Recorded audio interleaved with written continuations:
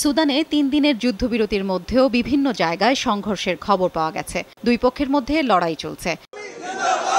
সংঘাতের জেরে এরই মধ্যে অনেক বিদেশি নাগরিককে সরিয়ে নেওয়া হয়েছে।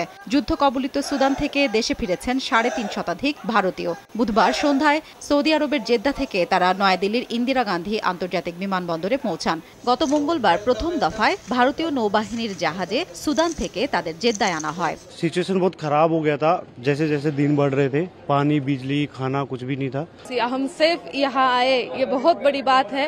बहुत डेंजरस था, इसमें हम छूट गए। ये मैं गवर्नमेंट की बहुत बहुत शुक्रिया। এছাড়া ফ্রান্স, জর্ডান, চীন, তিউনিশিয়া সহ বিশ্বের বিভিন্ন দেশের নাগরিকদের সরিয়ে নেওয়া হচ্ছে।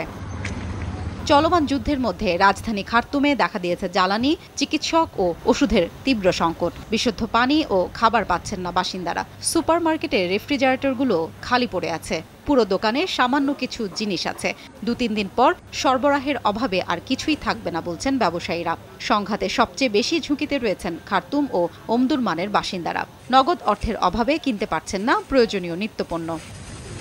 ১৫ এপ্রিল সুদানের সামরিক বাহিনী এবং আধা সামরিক বাহিনীর র্যাপিড সাপোর্ট ফোর্সেসের মধ্যে সংঘাত শুরু হয়। এ পর্যন্ত ৪ শতাধিক মানুষ নিহত হয়েছেন। ৭২ ঘণ্টার যুদ্ধবিরতির মেয়াদ শেষ হবে শুক্রবার। যুদ্ধবিরতির মেয়াদ আরও ৩ দিন বাড়ানোর অনুমোদন দিয়েছে সামরিক বাহিনী। হাফসাতুন্নেসা, সময় সংবাদ।